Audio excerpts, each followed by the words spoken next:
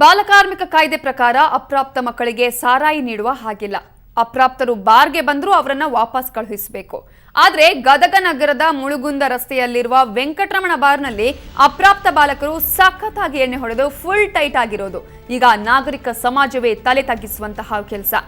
ಮನೆಯಲ್ಲಿ ನಮ್ಮ ಮಕ್ಕಳು ಶಾಲೆಗೆ ಹೋಗಿ ಓದ್ಲಿ ಅಂತ ಪಾಕೆಟ್ ಮನಿ ಕೊಟ್ರೆ ಈ ಹುಡುಗರು ಬಾರ್ಗೆ ಬಂದು ಫುಲ್ ಟೈಟ್ ಆಗಿದ್ದಾರೆ. ಬಾರ್ಗೆ ಬಂದ ಅಪ್ರಾಪ್ತ ಹುಡುಗರಿಗೆ ಬುದ್ಧಿ ಹೇಳಬೇಕಿದ್ದ ಬಾರ್ ಮಾಲೀಕರು ಬೇಡಿದಷ್ಟು ಬಿಯರ್ ಸಪ್ಲೈ ಮಾಡಿದ್ದಾರೆ.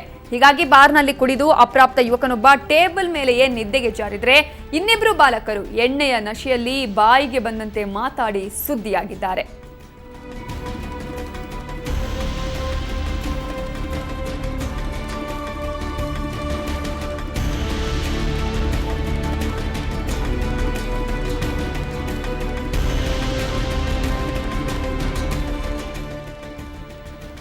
ಈಗಾಗಲೇ ನೀವು ದೃಶ್ಯಾವಳಿಗಳಲ್ಲಿ ನೋಡ್ತಾ ಇದ್ದೀರಾ. ಅಪ್ರಾಪ್ತ ಬಾಲಕರು ಪಾನಮತ್ತರಾಗಿರುವಂತಹ ಒಂದು ದೃಶ್ಯಗಳನ್ನ ಬಾರ್ನಲ್ಲಿ ಯಾವ ರೀತಿಯಾಗಿ ಇವರು ಪಾನಮತ್ತರಾಗಿದ್ದಾರೆ ಅನ್ನೋದನ್ನ ನೋಡ್ತಾ ಇದ್ದೀರಾ. ಇನ್ನೊಂದು ಕಡೆ ಈ ಒಂದು ವೆಂಕಟರಮಣ ಅನ್ನುವಂತಹ ಬಾರ್ನಲ್ಲೇ ಅಪ್ರಾಪ್ತ ಬಾಲಕರಿಗೆ ಬಾರನ್ನ ಕೊಟ್ಟ ಏನು ಬಾರ್ಗೆ ಬಂದ್ರು ಕೂಡ ಅವರು ವಾಪಸ್ ಕಳಿಸದಿರುವಂತದ್ದು ಈ ಒಂದು ವೆಂಕಟರಮಣ ಬಾರಲ್ಲೇ. ಎಷ್ಟು ಕೇಳಿದ್ರು ಕೂಡ ಮಕ್ಕಳಿಗೆ ಕೊಡುವಂತಹ ಸನ್ನಿವೇಶ ಆ ಬಾರಲ್ಲಿ ಇದೆ. ಈ ಬಗ್ಗೆ ಮಾತನಾಡೋದಕ್ಕೆ ನಮ್ಮ ರಿಪೋರ್ಟರ್ ಅಮೃತ್ ಈಗ ದೂರವಾಣಿ ಸಂಪರ್ಕದಲ್ಲಿದ್ದಾರೆ. ಅಮೃತ್, ಸಣ್ಣ ಮಕ್ಕಳಿಗೆ ಬುದ್ಧಿ ಹೇಳಬೇಕು, ಈ ರೀತಿಯಾಗಿ ಮಾಡಬೇಡಿ ಅನ್ನುವಂತಹ ಬುದ್ಧಿಯನ್ನ ಹೇಳಬೇಕಿತ್ತು, ಆದ್ರೆ ಬಾರ್ ಮಾಲೀಕರು ಇಂತಹ ಕೆಲಸವನ್ನೇ ಮಾಡಿಲ್ಲ, ಯಾಕೆ? ಹೌದು ನವಿತಾ, ಚಿಕ್ಕ ಮಕ್ಕಳು ಯಾರೇ ತಪ್ಪು ಮಾಡ್ಲಿ ದೊಡ್ಡವರನ್ನವರು ಅವರಿಗೆ ತಿದ್ದಿ ಬುದ್ಧಿ ಹೇಳೋದು ಒಂದು ಮಾತಿದೆ. ಏನು ಬಾಲಕಾರ್ಮಿಕ ಕಾಯ್ದೆ ಪ್ರಕಾರ ಅಪ್ರಾಪ್ತ ಮಕ್ಕಳಿಗೆ ಸರಾಯಿ ನೀಡೋ ಹಾಗಿಲ್ಲ. ಆ ಮಕ್ಕಳು ಏನು ಬಾರ್ ಪಕ್ಕ ಬಂದ್ರೂ ಕೂಡ ಅವರಿಗೆ ಬುದ್ಧಿವಾದ ಹೇಳಿಬಿಟ್ಟು ಕಳಿಸೋದು ಒಂದು ಮಾನವೀಯ ದೃಷ್ಟಿ ಅಂತಾನೆ ಹೇಳ್ಬೋದು.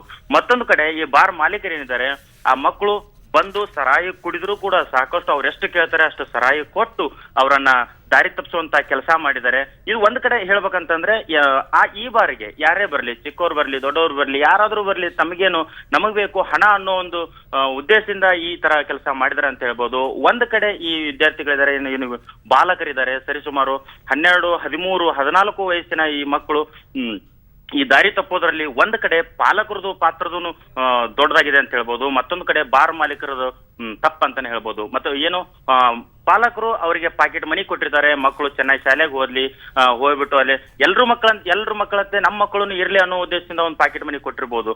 ಆನಂತರ ಈ ಮಕ್ಕಳು ದಾರಿ ತಪ್ಪೋದಕ್ಕೂ ಒಂದು ಕೆಲವೊಂದಿಷ್ಟು ಘಟನೆಗಳು ಇರ್ತಾವಂತ ಹೇಳ್ಬೋದು.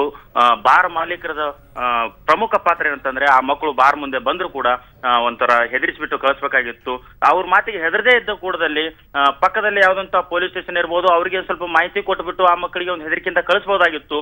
ಆದ್ರೆ ಬಾರ್ ಮಾಲೀಕ ಇದನ್ನು ಮಾಡಿಲ್ಲ. ಹೀಗಾಗಿ ಈ ಮಕ್ಕಳು ದಾರಿ ತಪ್ಪೋದಕ್ಕೆ ಸರಾಯಿ ಅಂಗಡಿಯವರು ಮತ್ತು ಅಬಕಾರಿ ಇಲಾಖೆ ಮತ್ತು ಇನ್ನುಳಿದ ಅಧಿಕಾರಿಗಳನ್ನೇ ಕಾರಣ ಅಂತ ಹೇಳ್ಬೋದು ನವಿತಾ.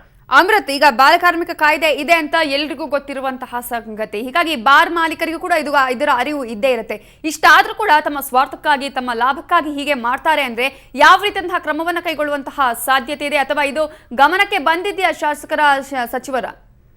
ಹೌದು ನವಿತಾ, ಏನು ಸುವರ್ಣವಾಹಿನಿಯಲ್ಲಿ ಬೆಳಗಿಂದ ಈ ಸುದ್ದಿ ಬರ್ತಾ ಇದ್ರು ಕೂಡ ಈವರೆಗೂ ಕೂಡ ಯಾವ ಅಧಿಕಾರಿಗಳಾಗಿರ್ಬೋದು ಅಬಕಾರಿ ಅಧಿಕಾರಿಗಳಾಗಿರ್ಬೋದು ಆ ಬಾರ್ ಮಾಲೀಕನ ಮೇಲೆ ಯಾವುದೋ ಕ್ರಮನು ಕೈಗೊಳ್ಳದೆ ಇರೋದು ಒಂದು ವಿಪರ್ಯಾಸ ಅಂತಾನೆ ಹೇಳ್ಬೋದು. ಯಾಕಂತಂದ್ರೆ ಈ ತರನೋ ಬಾರ್ ಇರೋದ್ರಿಂದ, ಈ ತರ ಬಾರ್ ಓನರ್ಗಳು ಇರೋದ್ರಿಂದ ಚಿಕ್ಕ ಮಕ್ಕಳು ದಾರಿ ತಪ್ತಾ ಇದ್ದಾರೆ. ಯಾಕಂದ್ರೆ ಆ ಬಾರಲ್ಲಿ ಆ ಮಕ್ಕಳು ಚಿಕ್ಕ ಮಕ್ಕಳು ಬಾರಲ್ಲಿ ಬಂದ್ಬಿಟ್ಟು ಸರಾಯಿ ಕೇಳಿದ್ದಾರೆ. ಸರಾಯಿ ಕೇಳಿದ್ರು ಕೂಡ ಇಲ್ಲ ಅಂತ ಹೇಳಿ ಕಳಿಸ್ಬೇಕಾಗಿದ್ದು ಒಂದು ಬಾರ್ ಮಾಲೀಕನ ಒಂದು ಕರ್ತವ್ಯ ಆಗಿತ್ತು ಅಂತಾನೆ ಹೇಳ್ಬೋದು. ಮತ್ತು ಅವರೆಷ್ಟು ಸರಾಯಿ ಕೇಳ್ತಾರೆ, ಅವರೆಷ್ಟು ಬೇರ್ ಕೇಳ್ತಾರೆ ಅಷ್ಟು ಅವರಿಗೆ ಕೊಟ್ಬಿಟ್ಟು ಅವರನ್ನ ದಾರಿ ತಪ್ಪಿಸಿದ್ದಾರೆ. ಆ ಬಾಲಕರು ಸಾಕಷ್ಟು ಮದ್ಯಪಾನ ಮಾಡಿಬಿಟ್ಟು ಅಲ್ಲೇ ಟೇಬಲ್ ಮೇಲೆ ಕುಡಿದು ಮಲಗಿದ್ದಾಗಿರ್ಬೋದು ಮತ್ತು ದುಶ್ಚಟಗಳಿಂದ ಇವು ನಮ್ಮ ಬಾಲಕರು ಹಾಳಾಗ್ತಾ ಇದ್ದಾರೆ ಅಂತ ಹೇಳ್ಬೋದು. ಇವೆಲ್ಲಕ್ಕೂ ಕಾರಣ ಏನು ಅಬಕಾರಿ ಇಲಾಖೆ ಆಗಿರ್ಬೋದು ಮತ್ತು ಸರಾಯಿ ಮಾಲೀಕ ಆಗಿರ್ಬೋದು, ಜಿಲ್ಲಾಡಳಿತನೂ ಕೂಡ ಹೊಣೆ ಆಗತ್ತ ಅಂತಾನೆ ಹೇಳ್ಬೋದು Navita. Okay, thank you Amrit ಡೀಟೇಲ್ಸ್ಗೆ.